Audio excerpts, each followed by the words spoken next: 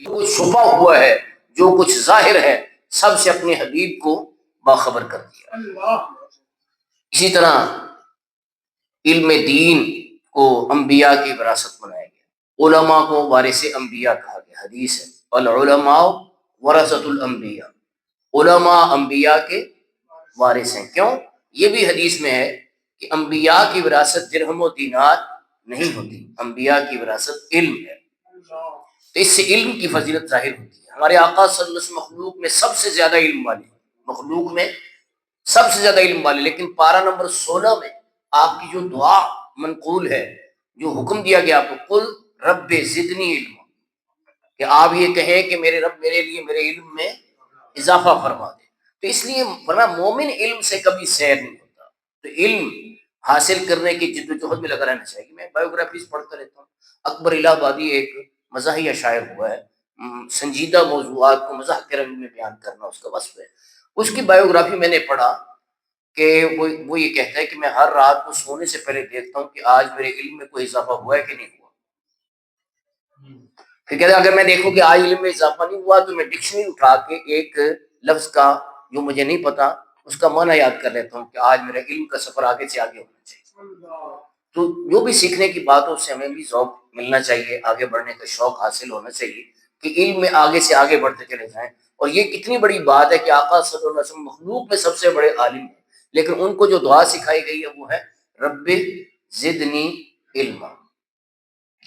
اچھا، یہاں پر کچھ لوگوں کو شک ہو سکتا ہے، جیسے سلطان محمود غزنوی کو شک ہوا تھا کہ انبیاء کا وارث تو بادشاہوں کو ہونا چاہیے تھا، علماء کے پاس تو ایک ٹوٹی چٹائی ہے، خالی جیب ہے، ان کے پاس تو کوئی پیسہ تھیلا بھی نہیں ہے، یہ کیسے نبیوں کے وارث ہو گئے؟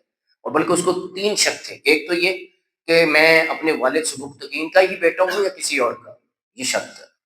قیامت کے بارے میں شک تھا کہ اتنی بڑی دنیا، اتنی مخلوق، سب کا حساب کیسے ہوگا، کیا قیامت کا دن ہونا ہے یا نہیں ہونا، یہ دل میں شک۔ جس کے دل میں شک آ جائے اللہ تعالیٰ شک سے محفوظ رکھے۔ لیکن اس کی یہ تینوں شکوک کیسے دور ہو؟ تاریخ کی کتاب میں لکھا ہے کہ جا رہا تھا، اس نے دیکھا ایک طالب علم ہے اور وہ سبق یاد کر رہا ہے اور اس کے پاس چراغ نہیں ہے۔ اس دور میں چراغ ہوتے تھے، چراغ نہیں ہے تو وہ دکاندار کے پاس جاتا ہے، سبق دیکھتا ہے اور گھر چلا جاتا ہے۔ پھر جب اسے بھولتا ہے تو پھر دوبارہ دکاندار کے پاس آتا ہے، چراغ کی روشنی میں سبق دیکھتا ہے، پھر واپس چلا جاتا ہے۔